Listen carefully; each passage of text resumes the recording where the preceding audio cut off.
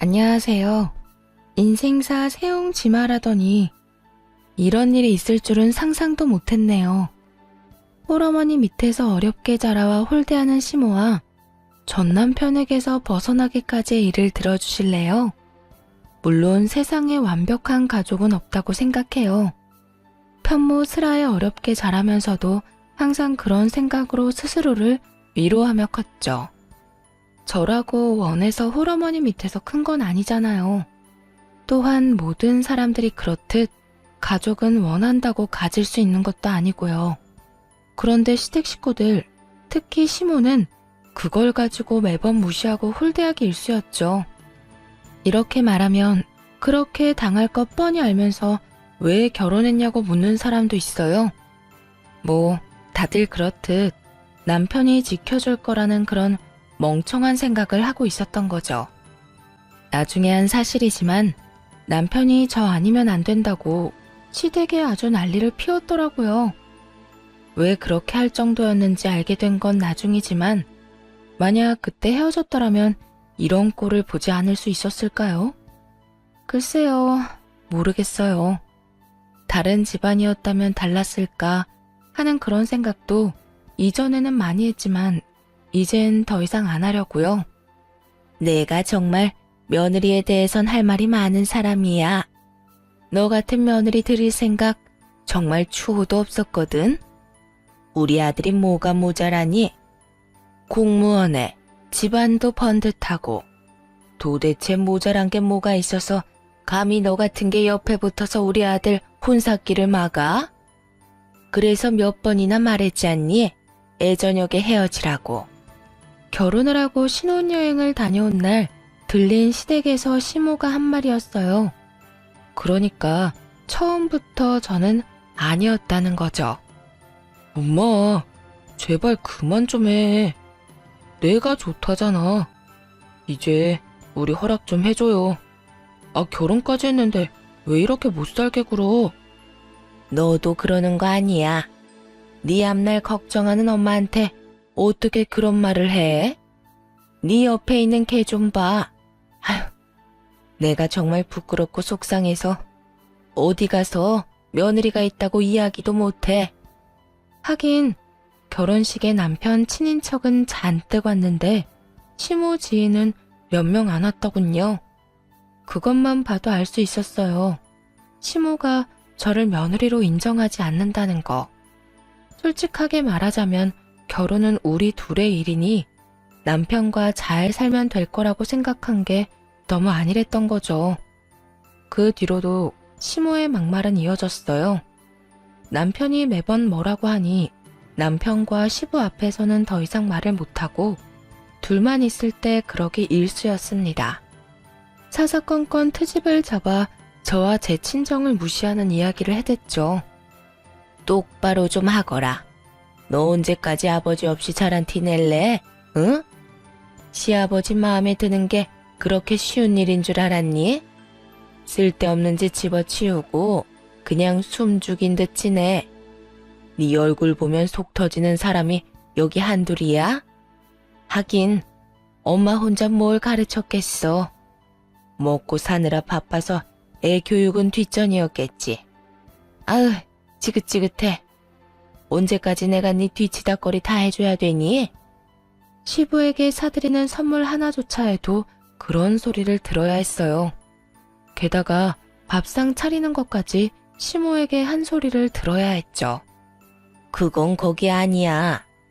너는 밥상 차리는 거 하나도 제대로 못 배웠으면서 무슨 결혼을 한다고? 아유, 내가 뭘 바라겠어. 엄마 혼자 키운 딸려니 무식한 게 당연한 거겠지. 어쩜 순진하고 불쌍한 얼굴로 속만 뒤집어 놔? 지금 내가 하는 말이 심하다고 느껴지는 것 같지? 아니야.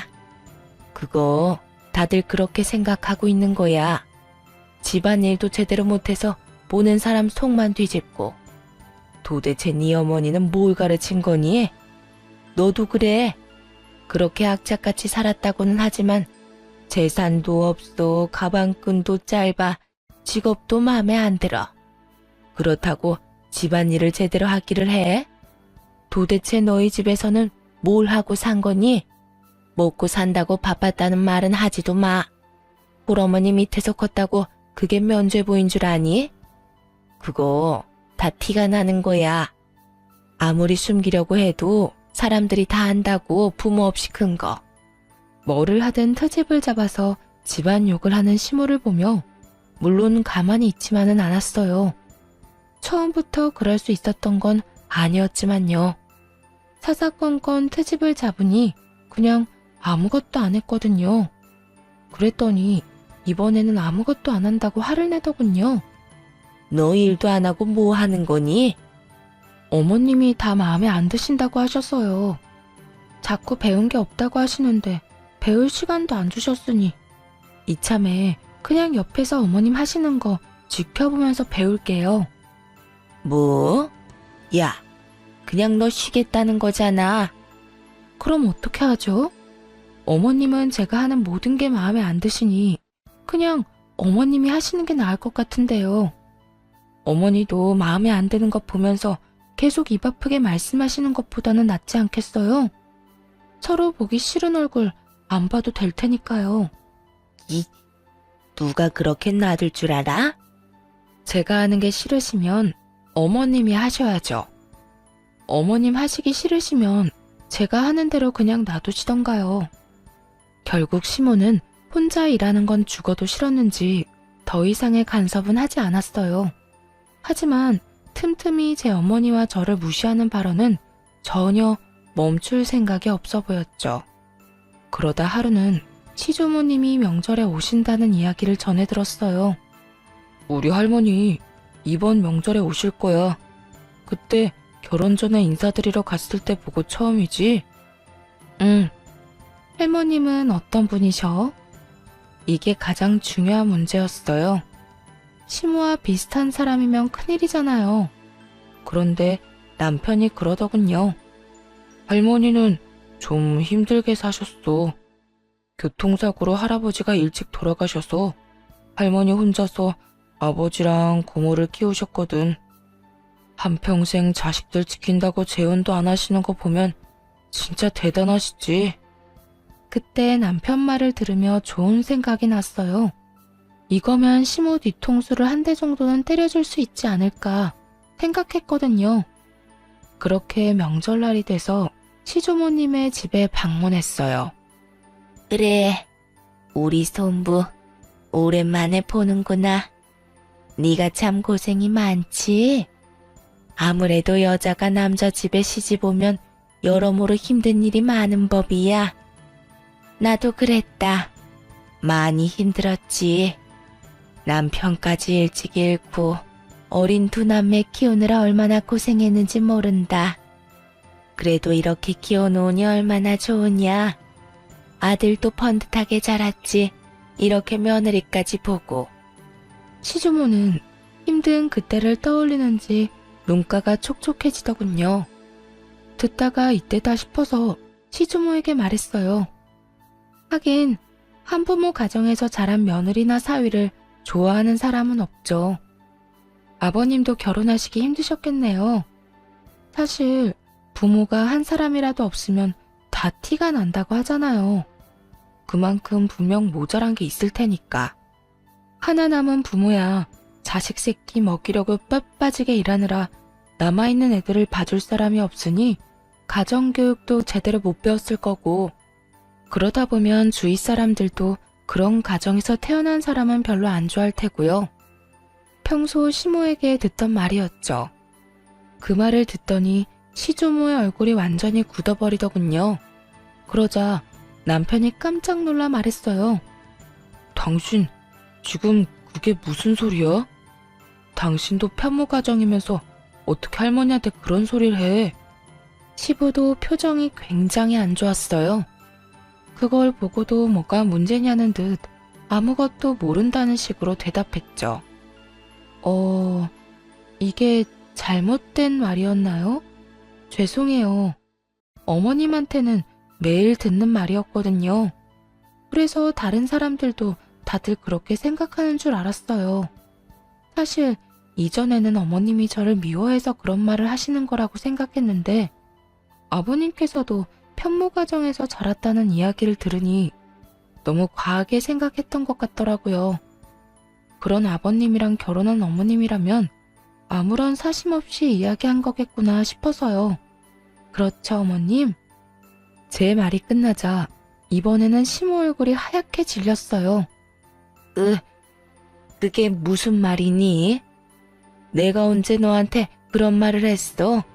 너 이렇게 사람 함부로 모함하는 거 아니다? 모함이라뇨. 어머님이 평소에 하신 말씀 반에 반도 안 했는데요. 매번 너희 엄마한테 도대체 뭘 배운 거냐고 그렇게 말씀하셨잖아요. 오늘도 음식 준비하면서 그렇게 말씀하셔놓고선. 에미야, 너 정말로 손부한테 그런 소리를 했어? 어머님, 그게 아니라요. 그게 아니긴 뭐가 아니야. 내가 알기로 손부도 홀어머니 밑에서 자랐다는데. 설마 너 그걸로 저 어린 것한테 시어머니 노릇을 한 거야? 내가 언제 너한테 그런 거 하라고 가르쳤어. 네 마음이 좁고 편협하다는 건 익히 알고 있었지만 설마 네 며느리한테 그런 말을 할 정도로 좁아 터졌는지는 또 몰랐구나. 그래, 그런 이야기를 한 이유가 대체 뭐냐? 이유라도 들어보자. 너 설마 우리 아들이 마음에 안 들었니? 내 자식도 네 눈에는 애비 없이 혼자 자란 티가 나 보이든? 그래서 마음에 안 든 거라도 있어서 그런 말을 한 게야? 어머님, 아니에요. 설마 그런 생각을 하고 있었겠어요? 그냥 저는 며느리로 들어온 애가 생각했던 것보다 못 미치는 애라. 결혼은 네 아들이 하지 네가 하는 게 아니잖아. 그리고 말이다. 정말 평소에 그런 생각을 안 했으면 어떻게 그런 말이 그렇게 술술 쉽게 나왔겠어? 정말 이런 애인지 몰랐다. 내 앞에서는 항상 웃으며 살랑거리더니 마음속에는 그런 고약한 심보를 갖고 있었어. 어머님, 죄송해요. 제가 실언을 했어요. 시모는 시조모에게 죄송하다며 빌다가 저와 눈이 마주치고는 부릅뜨고 노려보더군요. 뭐 노려보면 어쩔 거예요. 지금 당장 혼나고 있는 건 시모고 저는 그저 피해자인데. 결국 시모는 무릎 꿇은 채로 시조모에게 미친 듯 혼나고 그 후 시댁 생활이 좀 더 편해질 수 있었죠. 시조모가 시모를 혼낸 다음 그러시더군요. 아가, 그런 말 귀담아 듣지 말거라. 정말 편협하고 속 좁은 인간들이나 그렇게 생각하는 거야. 나라고 애아빠를 일찍 잃고 싶었겠니? 그게 사람 마음대로 안 된다는 거 잘 알고 있다. 네 시어미가 하는 말에는 너무 마음 두지 말어. 그리고 앞으로도 저런 쓸데없는 말 짓거리면 나한테 전화해서 이야기하거라. 네 시어머니한테 한마디 해줄 테니. 그 이야기를 듣는데 마음이 든든하더군요. 그렇게 시모에게서 벗어날 수 있었어요. 시조모에게 잔소리를 듣고 일어나던 시모가 분한 듯 노려봤지만 뭐 어쩌겠어요. 이미 시조모에게 시모는 찍혀버린 것을요. 그동안 시부가 홀어머니 밑에서 컸다는 걸 몰랐는데 자기 부군이 그런 환경에서 자랐다는 걸 알면서도 그런 식의 욕을 할 수 있었던 시모가 어찌 보면 참 대단하기도 했죠. 그렇게 시모가 당한 뒤로는 절대로 그런 이야기를 안 하더군요. 시조모가 제 전화번호까지 받아갔거든요. 정기적으로 연락하라고요. 효과가 좋았죠. 그래서 저는 앞으로도 이렇게 평온할 줄로만 알았어요. 그 다음에 다가올 비극은 더 큰 것이라는 것도 알지 못하고 그 일이 있고 몇 달 뒤의 일이었어요. 그날은 몸이 안 좋아 일찍 집에 가 있는 상황이었어요. 남편이 왔는데 마중도 나가지 못할 정도로 기진맥진해 있었죠. 남편은 그날 회식을 하고 2차까지 갔다가 늦은 저녁이나 되어 돌아왔어요. 집에 도착해서는 친구와 통화를 하는데 아마 제가 자고 있다고 생각했던 것 같더라고요. 그러니까 그런 대화를 할 수 있었던 거겠죠. 야, 결혼 그거 별거 아니다. 네가 너무 진지하게 생각하는 거라니까. 뭐? 왜 결혼했냐고? 그렇지. 뭐 더 좋은 여자 만날 수도 있긴 했지. 근데 일부러 그런 여자는 안 만났어. 이게 무슨 말인가 싶었어요. 당연히 남편이 절 사랑해서 결혼했다고 생각하고 있었으니까요. 그래서인지 그때까지만 해도 그 뒤에 무슨 말이 나올지도 모르고 별 생각 없이 듣고 있었네요. 우리 와이프가 좀 불쌍하잖아. 가진 것도 없고 아버지도 없고 딱 봐도 뭔가 챙겨주지 않으면 안 될 것처럼 그렇게 보이지. 그래서 선택한 거야. 너도 알아도. 잘난 여자 만나면 남자만 피곤해. 다 맞춰줘야 하니까. 적당히 모자란 여자 만나면 네가 핸들링하기가 쉽잖아. 순간 망치로 머리를 한 대 맞은 기분이었어요. 설마 남편이 그런 생각으로 결혼을 했을 거라고 상상조차 못했거든요. 그딴 의도로 그런 쓰레기 같은 생각으로 시모의 반대도 무릅쓰고 결혼을 했다고요? 정말 믿겨지지 않았어요. 손이 덜덜 떨리더군요. 쓰레기라니. 야, 결혼은 현실이야. 너 잘난 여자랑 결혼해서 잡혀 살 자신 있어? 난 그렇게 못 살거든. 난 해보고 싶은 거, 사고 싶은 거 다 해가며 살아야 하고 원하는 거 다 누리면서 살아야 돼. 그러려면 어느 정도 부족한 여자가 좋다니까. 내가 우리 엄마 반대를 무릅쓰면서까지 왜 이 여자를 와이프로 만들었는데? 다 그런 것 때문이잖아. 너도 결혼해보면 이게 얼마나 편한지 느낄 수 있을 거다. 남편 말에 점점 더 무너지는 기분이었어요. 당장 나가라고 소리치고 싶었지만 지금 당장 이 사람한테 화를 낸다고 해서 달라질 게 없다는 것도 알고 있었어요. 그때 그 이야기를 들으며 최악의 경우는 이혼까지도 생각이 들었어요. 하지만 그마저도 마음대로 생각할 수조차 없었죠. 혼자 저를 키워온 어머니가 많이 아프셨거든요. 그런 어머니에게 이혼 소식을 전하면 분명히 좋지 못한 영향을 끼칠 것 같았고 크게 걱정이 되더라고요. 여태 모든 걸 희생한 엄마인데 딸이 결혼해 제대로 살지도 못하고 이혼하게 됐다는 걸 보여주라니 참 죄송하고 슬픈 일이잖아요. 그렇게 시끄럽게 한참을 떠들던 남편놈은 안방에 들어와서야 저를 한번 확인하고는 아차 싶었는지 목소리를 낮추더군요. 그러더니 곧 전화를 끊더라고요. 그리곤 슬그머니 제 이름을 부르는데 못 들은 척 했어요. 심장이 쿵쿵 뛰고 머리가 하얘져 어떻게 해야 할지 모르겠기도 하고요. 그래서 그냥 자는 척을 했죠. 그 뒤로 정말 미친 듯이 고민을 했어요. 이걸 어떻게 할까? 이혼을 해야 할까? 이혼을 하게 된다면 어떻게 해야 좀 더 유리하게 진행할 수 있을까? 그리고 이혼 후도 생각을 해야 했죠. 막무가내로 덤빈다고 해서 현실적인 어려움이 사라지는 건 아니잖아요. 다행인 건 남편과 제 사이에 아이가 없어 이혼은 쉽겠지만요.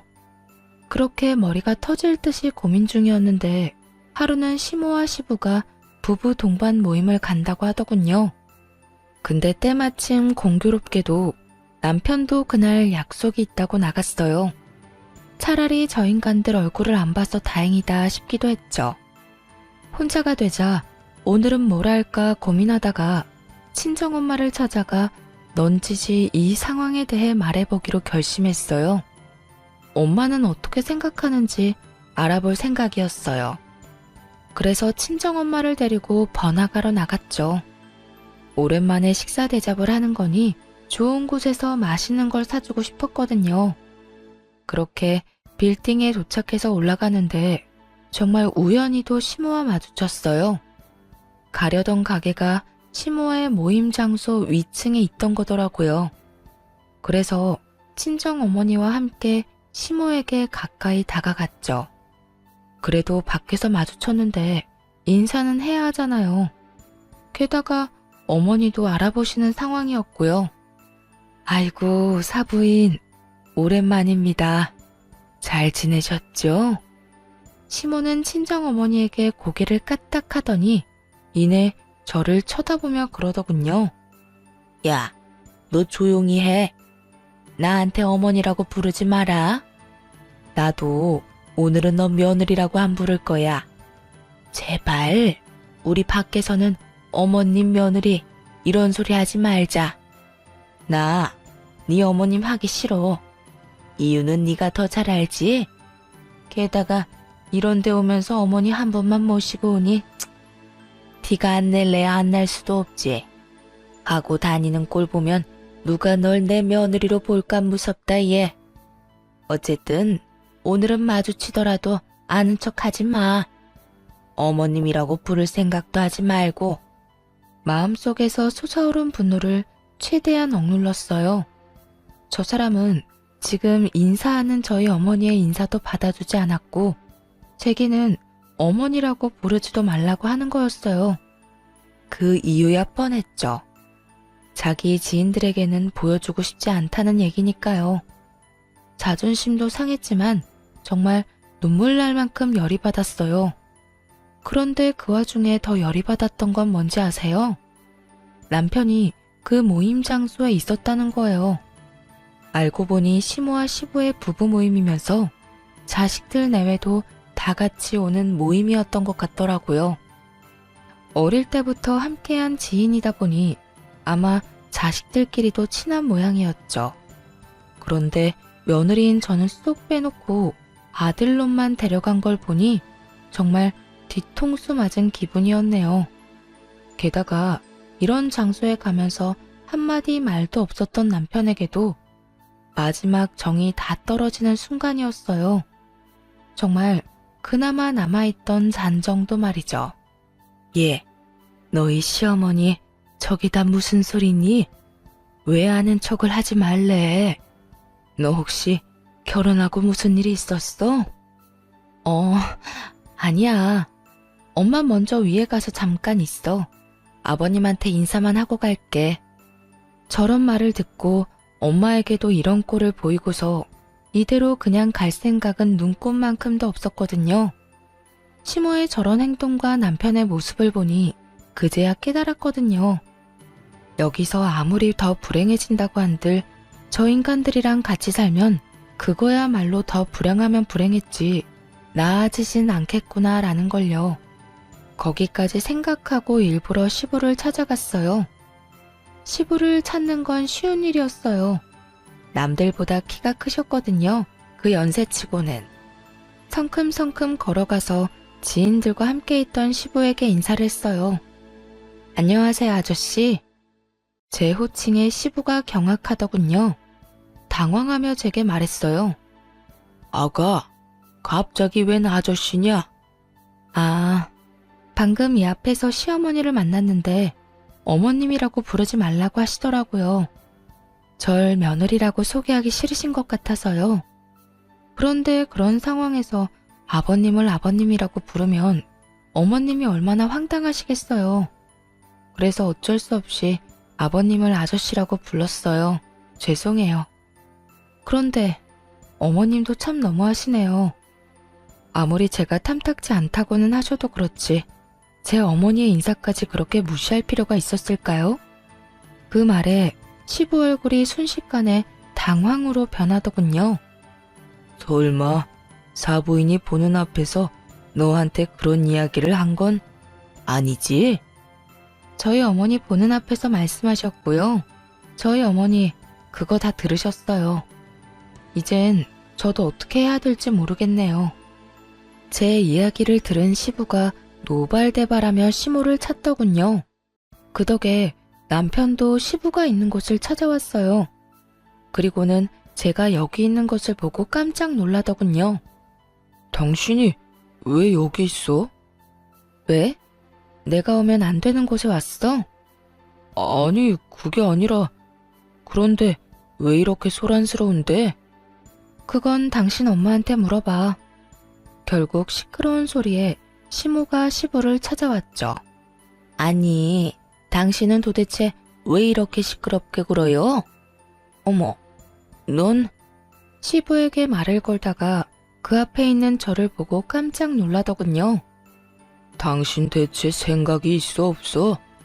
어떻게 며느리한테 그런 이야기를 해? 사부인 보는 앞에서. 제가 뭘 어쨌다고 그래요? 그냥 조용히 지나가고 싶은 마음에 아는 척 하지 말라고 한 것뿐이에요. 이게 그냥 조용히 지나갈 일이야? 어떻게 사부인 보는 앞에서 며느리한테 시어머니라고 부르지 말라고 할 수가 있어? 당신 진짜 생각이 있는 거야 없는 거야? 저번부터도 그렇지만 아무리 생각해봐도 도저히 이해가 안 돼. 왜 이해가 안 돼요? 난 이해가 되는데. 애초에 저런 애 며느리로 받아들일 생각 없었다고요. 쟤보다 훨씬 괜찮은 여자애도 많았는데 왜 저런 애가 우리 아들 와이프인 거예요?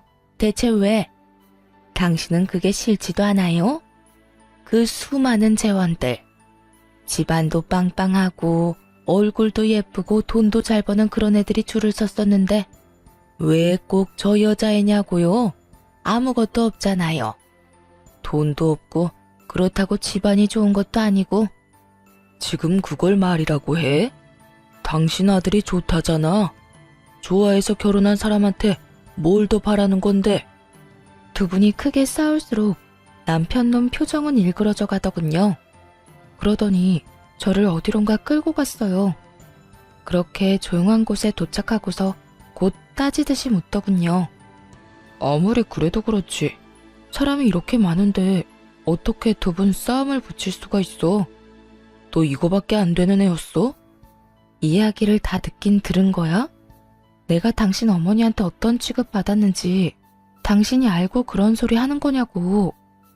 엄마가 당신한테 그런 얘기하는 거 하루 이틀 일도 아니잖아. 그거 하나를 못 참아서 이런 일까지 벌이는 거 넌 너무하다고 생각하지 않아? 우리 가족한테 미안하지도 않냐고. 내가 뭘 미안해해야 하는데? 너희 어머니한테 어머님이라고 안 부른 거? 아버님한테 아저씨라고 부른 거? 그럼 아는 척 하지 말라는데 무시하고 왔어야 했어? 놀란 우리 친정엄마 놔두고? 너야말로 나한테 미안하지도 않아? 넌 왜 나한테 거짓말하고 여기 왔는데? 너도 내가 마누라인 거 어디 가서 말하기 싫어? 그건 엄마가 이야기하지 말라고. 이런 행동이 문제인 거야. 그럼 당신 엄마가 당신더러 나랑 이혼하라고 하면 당신은 이혼하겠네? 그건 아니지. 내가 당신하고 결혼하려고 얼마나 애를 썼는데. 당신도 알잖아. 내가 엄마 설득한 거. 그래. 그래서 내가 등신같이 그거 믿고 당신이랑 결혼했지.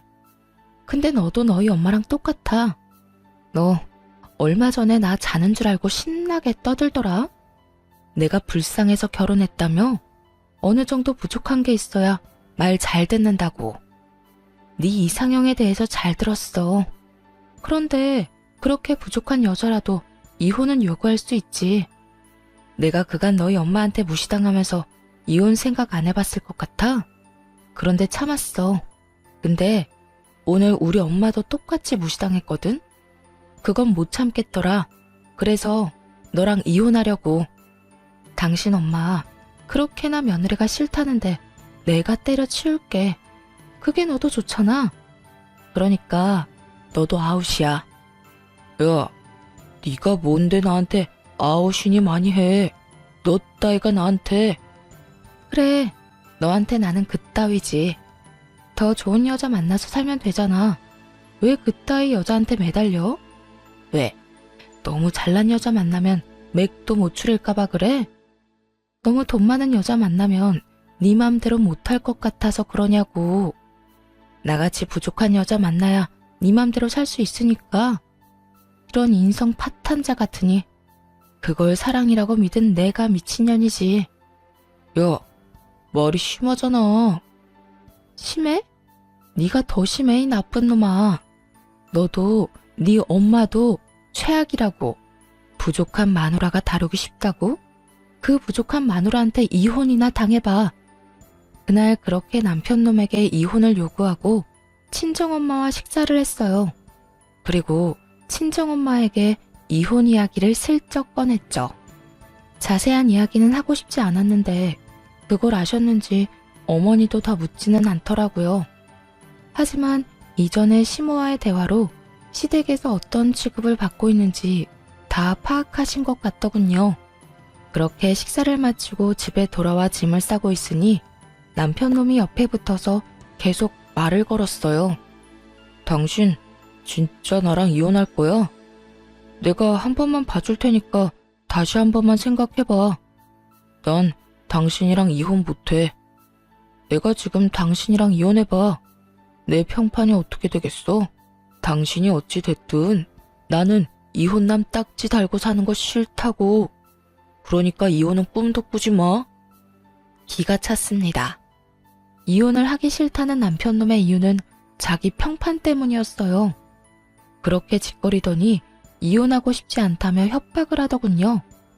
그렇지만 시모의 반응은 달랐어요. 굉장히 좋아했거든요. 짐을 싸는데 기분이 정말 더럽더라고요. 그리고 오기도 생겼죠. 내가 너희보다 더 잘 살아내겠다고. 그래서 결국에 웃는 사람이 나라는 걸 보여주겠다고 말이죠. 그런데 언제나 힘든 일은 한꺼번에 오더군요. 이번에는 이혼 소송 도중에 친정엄마가 돌아가셨어요. 원래부터 몸이 안 좋으시긴 했어요. 그래서 병원 진료도 받았고요. 그런데 시모와 마주치고 저의 상황에 대해 아신 뒤로 컨디션이 급격히 안 좋아지시더니 그렇게 손 쓸 틈도 없이 돌아가셨죠. 너무 힘들었어요. 그런데 어떤 멀끔한 아저씨가 와서는 부의금으로 1억을 내고 가신 분이 계셨어요. 그것도 제게 직접 전해주셨죠. 그 아저씨를 붙잡고 물어봤어요. 왜 그렇게 큰 돈을 준 것인지. 내가 아가씨 엄마한테 신세를 많이 줬어. 사실 그 돈으로도 모자라지. 더 주고 싶은데 아가씨가 그걸 안 좋아할 수도 있다는 생각이 들어서 자제한 거야. 엄마에게 신세를 졌다고요? 엄마는 그런 얘기 없었는데. 혹시 혼자서 하기 힘든 일 있거나 버거운 일 있으면 나한테 연락해요. 나라도 대신해서 열심히 아가씨 도와줄 테니까. 그 정도로 아가씨 엄마한테 내가 갚아야 할 게 많은 사람이거든. 어쨌든 저는 그 친절한 아저씨가 준 돈과 어머니가 남긴 유산으로 집을 구하기로 했어요. 여자 혼자 집을 보러 다니면 위험한 일이 있을 것 같아 그 아저씨에게 조심스럽게 연락을 했죠. 그리고 생각보다 좋은 집을 생각보다 좋은 조건에 계약할 수 있게 됐어요. 그 아저씨는 저와 함께 다니며 아주 꼼꼼하게 모든 걸 다 알아봐 줬어요. 무엇보다 안전한지부터 확인하더군요. 참 고마운 분이셨죠. 그래서 집 계약한 날 아저씨에게 식사 대접을 하기로 했어요. 그런데 그곳에서 정말 우연찮게도 다시 시모와 마주쳤어요. 아무래도 생활권이 좁은 지방인데다가 남편과 자주 다니던 곳이 시모의 단골 가게이기도 하니 계속 마주치게 되더라고요. 아이고, 너도 참 대단하다. 우리 아들이랑 이혼 준비하면서 아저씨를 만나? 벌써부터 다른 남자 잡아서 결혼하려는 생각이니? 정말 천박하다, 천박해. 어머니 혼자 키워서 그런지 생각하는 게 남들이랑 아주 달라요. 하긴 이제 너도 알 거야.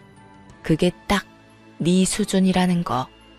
우리 아들이랑 헤어져 주는 것만으로도 고마우니까 내가 더 이상 아무 말은 안 할게. 근데 이건 꼭 말해야겠다. 무슨 일로 여기 왔는지 모르겠지만 오늘은 다른 데서 식사해. 오늘 우리 아들 여기서 중요한 약속이 있어. 그러니까 네가 나가줘. 그 이야기를 듣고 있는데 정말 어이가 없더라고요. 이 가게가 자기 것도 아니면서 뭘 나가라 말아요. 한마디 하려는데 옆에 있던 아저씨가 참지 못하고 나섰어요. 아줌마는 뭔데 우리더러 나가라고 하는 겁니까? 아줌마가 이 가게 사장님이라도 돼요? 사장은 아니지만 이 애랑 내가 그리 좋은 사이는 아니거든요. 그리고 그쪽도 딸 같은 애 데리고 이런 데 와서 밥 먹고 그러는 거 좀 그렇지 않나? 남들 보기 얼마나 부끄러운지도 모르고. 하긴 그런 짓 저지르는 사람들은 부끄러움도 모르더라. 저 아저씨를 싸잡아 모욕한 시모의 입은 정말 한 대 쳐주고 싶을 만큼 얄미웠어요. 제가 여기 사장 지인입니다. 아주머니야말로 정신이 나갔네. 나랑 이 아가씨가 어떻게 그런 사이로 보여요? 뭐 눈에 뭐만 보인다더니 생각하는 것도 천박한 것이. 아가씨는 대체 이런 사람이랑 어떻게 아는 사이야? 지금 이혼 소송 중인 전 남편 어머니예요. 아, 이 아줌마가 아가씨 엄마를 무시했다던 그 사람이에요? 아가씨도 무시하고? 네, 저희 엄마가 인사하셨는데 인사도 다 무시하고 엄마 보는 앞에서 저한테 어머님이라고 부르지 말라고, 너 같은 며느리 부끄러워서 어디 내놓기 힘들다고 그렇게 말씀하셨던 그분이세요. 제 말이 끝나자마자 아저씨는 시모를 아래 위로 훑어봤어요. 그런데 시모도 지지 않고 아저씨를 아래 위로 훑어보더군요. 그러더니 아저씨 하는 말은 싹 다 무시하고 저한테 이야기하더군요. 안 나갈 거면 우리 아들 방해나 하지 마. 우리 아들 오늘 선 보는 자리야. 선볼 여자분 집안이 빵빵한가 보죠. 빵빵하다 마다. 부모님이 의사야. 그것도 꽤나 큰 병원에 계시고 너하고는 비교조차 안 되지. 그럼 학교도 좋은 데 나왔겠네요. 당연한 얘기 아니니? 인서울의 유명한 대학 나와서 해외 유학까지 한 채원이야. 한마디로 엄청 잘난 여자란 얘기네요. 뭐 어차피 안 될 것 같은데 잘해보세요. 제가 그렇게 말하자 저에게 따지고 싶어 하던 시모가 입구 쪽을 보고 살짝 눈이 굳었어요. 며느리감으로 시모가 점 찍어 놓은 여자가 들어오고 있었던 거죠. 시모는 제게 한마디도 없이 후다닥 그 여자가 들어오는 곳으로 향했어요. 그걸 뒤로 하고 아저씨와 식사를 하고 이야기를 나누고 있었어요. 그런데 예상보다 일찍 남편의 선자리가 끝났더군요. 게다가 주선자들이 있는 상태로 말이죠. 여자 쪽 사람들이 나가자마자 시모가 제게 왔어요. 도대체 이게 다 무슨 일이냐? 너 뭔가 알고 있지? 마지막에 그 아가씨 오기 전에 너 나한테 뭐라고 했잖아. 그런데 시모가 그런 이야기를 하는 도중 남편 놈이 저를 알아보고는 딱 달려오더군요. 당신도 여기 있었어? 날 봤으면 아는 척 해야 될 거 아니야. 그리고 옆에 이 아저씨는 누군데? 너 설마 그동안 다른 남자 만났어? 너 우리 이혼 소송 기간이라도 다른 남자 만나면 유책 배우자 되는 거 몰랐어? 와, 너 진짜 웃긴다. 얌전한 고양이가 부뚜막에 먼저 올라간다더니. 이 녀석아, 좀 가만히 있어봐. 엄마 이야기하잖아. 어서 이야기해봐. 너 도대체 뭘 아는데? 저 여자가 우리 아들 싫다고 할 줄 알았느냐고. 어머님은 아드님을 정말 모르시네요. 그 아드님 이상형이 어떻게 되는지 알아요?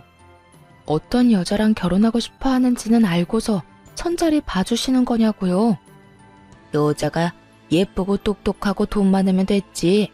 돈도 잘 벌고. 그거 아니야? 어머님 아들은요, 그런 여자가 이상형이 아니에요. 한눈에 봐도 불쌍해 보이는 여자가 그 사람 이상형이거든요. 그런 인간한테 매번 잘난 여자를 들이밀면 당연히 싫다고 하는 거죠. 우리 아들이 왜 그런 여자를 좋아해? 너 미쳤니? 네가 우리 아들 이상형이라고 말하고 싶은 거야? 설마요. 누가 불쌍한 걸 이유로 이상형이 되고 싶겠어요? 저도 우연히 들어 알았어요. 저 사람이 다른 친구랑 통화하는 거. 그때 그러더라고요. 뭐 하나 부족해서 다루기 쉬운 여자, 그런 여자랑 결혼하라고. 친구한테 조언까지 해주던데요. 잘난 여자는 자기 잘난 거 알아서 남편 얘기 듣지도 않는다고 말이죠. 그러니까 쉬운 여자를 원하는 거죠. 그런데 똑똑하고 돈 많고 빵빵한 여자 중에 쉬운 여자가 있어요? 없지. 이야기가 끝나가자 시모 표정이 정말 썩어버리더군요. 저한테 매달리는 것도 사랑해서 그런 거 아니에요. 만만한 여자 찾기가 힘드니까 그런 거겠죠. 저 보세요. 얼마나 만만했겠어요. 안 그래요? 말이 진행될수록 시모의 얼굴은 점점 침울해졌어요. 그리고 남편 놈은 다급해졌죠. 그런 이야기를 왜 엄마한테 해? 그런데 이제 어쩌나? 나 얼마 전에 돈 생겼거든? 어머니 돌아가시고 유산도 많이 남겨주셨고 보험으로 돈도 좀 많이 들어왔어. 그래서 그 돈으로 집 계약하고 왔고. 아, 그러고 보니 오늘 이혼 판결 났네?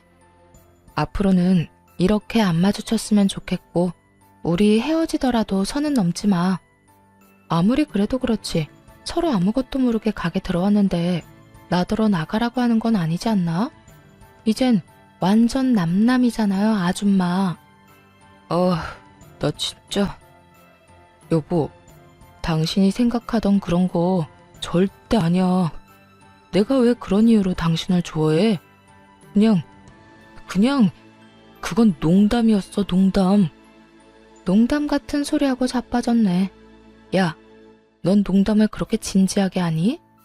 결혼 앞두고 고민하는 친구한테 그런 이야기 해주는 거 보니 네 인성이 보인다, 인성이. 2번 다시 나한테 여보라고 부르지 마. 결판 났으니까. 그리고 내 인생에서 좀 꺼져줘. 제발 이렇게 알짱거리지 마. 그렇게 남편놈과 시모를 버려두고 저는 아저씨와 함께 밖으로 나왔어요. 옆에서 모든 걸 듣고 있던 아저씨 표정이 별로 좋지 않아 보였죠. 아저씨한테 이런 모습 보인 것도 좀 그렇긴 했어요. 그런데 아저씨가 저한테 묻더군요. 아버지 없다고 힘들게 산 것 같아서 마음이 안 좋네. 혹시 아버지 원망하거나 그렇진 않아요? 아, 아버지요? 저 어릴 때부터 없었거든요. 완전 갓난쟁이 때부터. 사실 나 버린 건 원망 안 해요. 무슨 기억이라도 있어야 원망을 하죠. 누구를 어떻게 원망해요? 그런데 엄마는 달라요. 엄마는 계속 울었거든요. 재혼도 안 하고 매일매일 아버지만 그리워하면서. 돌아가실 때쯤에는 그런 말씀 없으시긴 했지만 그래도 그런 거 보면 원망스럽기도 하고 그래요. 그때 아저씨가 침울한 얼굴로 저한테 조심스럽게 말을 꺼냈어요. 아가씨, 미안해. 사실은 내가 속였어. 아가씨한테 처음 나타났을 때 내가 누군지 말했어야 됐는데 이야기를 못했어. 나도 마음의 준비를 하고 싶었거든. 사실은 내가 아빠야. 놀랐지? 사실 어느 정도 짐작은 하고 있었어요. 보통 누가 가족도 아닌 여자를 이렇게 친절하게 도와주겠어요. 그리고 어머니가 가지고 있던 아버지 사진이랑 비슷하게 생기셨더라고요. 많이 늙었지만 그래도 비슷해 보였죠. 어떻게 절 찾았어요? 네 엄마가 연락했어. 그 사람은 다 알고 있었지. 내가 어떻게 사는지.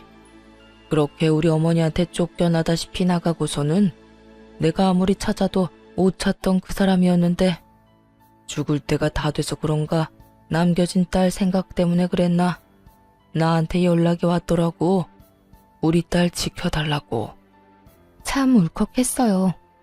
여태껏 피해 다녔던 아버지에게 연락한 이유가 저 때문이라는 걸 알게 돼서 아마 살 날이 얼마 남지 않은 것을 당신도 아시고는 연락하신 거 아니에요.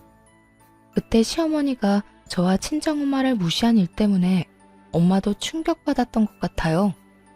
제가 시댁에서 그렇게 무시당하는 걸 어머니가 그때 처음 아셨거든요. 마지막 가는 길에 짐만 안겨드린 것 같아 죄송한 마음뿐이었어요.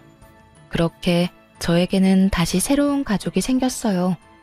어머니가 돌아가시고 아버지가 생긴 거죠. 아버지는 뭐든 해주고 싶어 했어요. 이혼하고 얼마 후 미용 관련 자격증을 따기로 했어요. 그렇게 공부를 하고 어렵게 자격증을 따고 나니 아버지는 이번에는 가게를 차려주고 싶어 했어요. 자격증을 딸 때도 아버지가 물심양면으로 다 지원해 주셨는데 바로 가게까지 차려주시려 할 줄은 상상도 못했죠. 그때만 해도 혼자서 일할 수 있는 작은 상가 정도겠거니 생각했어요. 그런데 아버지가 보여준 상가는 제 상상과는 전혀 달랐어요. 그 지역 내에서도 최고 번화가한 거리에 있는 상가 1층이었거든요. 임대료도 엄청 높았고 혼자서 이 큰 매장을 이끌어간다는 건 상상도 되지 않더라고요. 하지만 아버지는 뭐 어떠냐고 일단 보기나 하라는 반응이었어요. 그래서 저도 별 부담 없이 그냥 보기는 했죠. 아버지가 딸한테 잘 보이고 싶었나 보다. 이 정도로만 생각했거든요. 그렇게 상가를 둘러보는데 전 시부와 전 시모를 마주하게 됐어요. 같은 생활권이라는 게 참 짜증나더군요. 이렇게 마주치는 일이 있으니까요. 네가 여기는 웬일이냐? 상가를 볼 일이 뭐가 있어? 돈도 없고 아무것도 없는 게 여기 와서 허세나 피우고 있니? 남들한테 돈 많은 것처럼 보이고 싶었어? 그리고 이 아저씨는 도대체 누군데 매일 끼고 다녀? 우리 아들이랑 이혼하고 이런 늙은 아저씨랑 만나고 다니는 거야? 정말 네 수준도 알만하다 알만해. 그런데 전 시모 옆에 있는 전 시부 표정이 조금 이상하더군요. 그러더니 전 시모를 말리기 시작했어요. 여보, 그만해. 이제 남인 사람 왜 자꾸 그렇게 신경을 긁어? 그만 좀 해. 아니, 당신은 열받지도 않아요? 우리 아들이랑 이혼하고 벌써 저런 늙은 남자 물어서 동네를 돌아다닌다는 게 전 정말 짜증나요. 그래, 얘 너랑 정말 잘 어울린다. 어쩜 얘나 지금이나 변한 게 없어. 아빠 없이 커서 아버지 뻘 되는 사람한테 끌리니? 그런 주제에 우리 아들이랑 결혼은 왜 했어? 입에서 나오는 그 더러운 소리를 듣고 있으려니 기분이 나빴어요. 듣다 못해 한마디 하려고 했더니 옆에 있던 아버지가 코웃음을 치며 전 시모에게 말했어요. 내가 듣자 하니 우리 딸이 돈 없고 편모스라에 컸다고 그렇게 못되게 굴었다지? 그런데 이거 어쩌나? 이제 아빠가 생겼는데 당신네들이 보려고 하는 이 상가 내 거야. 당신들이 들어와 있는 이 빌딩도 내 거라고. 나는 내 거 당신 같은 인간들한테 빌려줄 생각 요만큼도 없어. 내 거는 우리 딸 거지. 이 빌딩도 마찬가지고. 나 죽으면 우리 딸이 가질 건데 어때요 기분이? 아까워서 죽을 것 같지? 한 달만 참았으면 이 재산도 당신 아들한테 돌아갔을지도 모를 거 생각하니까 눈앞이 빙글빙글 돌지. 사람 괴롭히면서 나쁘게 군 죄값 받는다고 생각해. 한평생 동안 죽을 때까지 당신들이 가질 수 있었던 거 보면서 후회나 하고 살아. 내 딸은 내가 준 부동산 가지고 떵떵거리며 살 테니까. 아버지 말을 듣는 전 시모의 얼굴은 경악으로 물들었어요. 아무것도 없는 빈털터리에 이혼한 전 며느리가 갑자기 건물주의 딸이 되어 나타난 거나 다름없잖아요. 게다가 전 남편과 이혼한 지 한 달이었어요. 한 달 만에 전 며느리 처지가 바뀌었으니 자기 딴에는 또 얼마나 억울했겠어요. 어이없죠? 실제로 자기 것도 아니면서. 잠깐만. 진짜야? 진짜로 너희 아버지야? 이 빌딩 주인이고? 나한테 거짓말하는 거 아니지? 그때 아버지가 관리인을 불렀어요. 여기 있는 사람들 내보내요. 톡 시끄러운 인간들이니까. 진짜로 경비원들과 관리인들이 전 시부와 전 시모를 내보내기 시작했어요. 그때가 되니 전 시모 얼굴이 완전히 놀라버리더군요. 그렇게 가게 밖으로 쫓겨나간 전 시부와 전 시모는 서로 탓하며 싸우기 시작했어요. 당신은 제발 그 성격부터 좀 고쳐.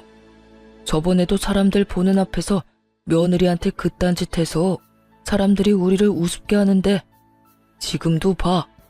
당신 때문에 원하던 상가도 계약 못하게 됐잖아. 아니, 일이 이렇게 된 게 제 잘못이에요? 걔가 갑자기 왜 남자 끼고 돌아다니니까 그냥 궁금해서 그런 얘기 한 거지. 그건 이야기가 아니라 모욕이지. 그리고 옆에 있던 사람이 아버지인데 그 아버지 앞에서 늙은 남자를 물었다느니 어쩌니 그런 소리를 해? 도대체가 정신이 제대로 박힌 거야? 어휴, 저놈의 옆에 내 입이 방정이지. 결국 나중에 전 시모가 어떻게 알았는지 저희 집에 찾아와서 저한테 사정사정 하더군요. 예, 아가. 내가 여태 너한테 그렇게 모질게 군 거 다 내가 잘못했다. 우리 아들도 그렇고 나도 그렇고 너 보내고 얼마나 후회하는지 모른다. 내가 앞으로는 절대 그런 짓 안 할 테니 다시 돌아와주면 안 되겠니? 저는 전 시모가 그렇게 굽실거리는 모습을 처음 봤어요. 싫어요. 여태까지 아무것도 모르고 병신처럼 그런 취급 당하면서 살았는데 다시 또 돌아가라고요? 참 양심이 없으시네요.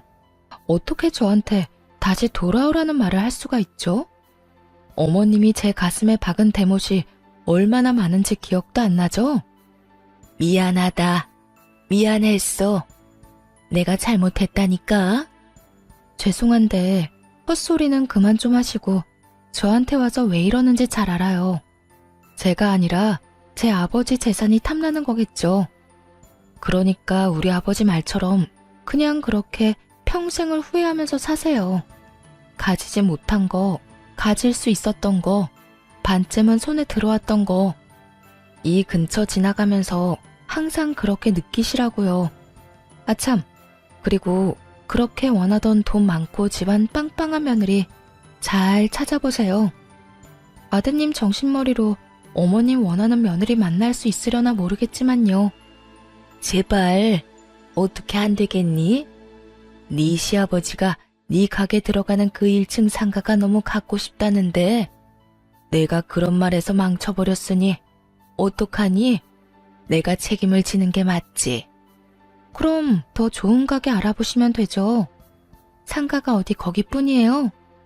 한 번만 더 말도 안 되는 소리 짓거리면 정말로 이 근처에는 발도 못 디디게 해줄 거예요. 당신이 전 며느리한테 어떤 짓 했는지 내가 다 까발릴 거라고. 그런 소문나도 동네 돌아다닐 수 있는지 어디 한번 봅시다. 결국 제 말에 전 시모는 망연자실 앉아만 있더군요. 그런 전 시모를 내버려 두고 나왔죠. 이제 와서 욕심이 나긴 했나 보더라고요.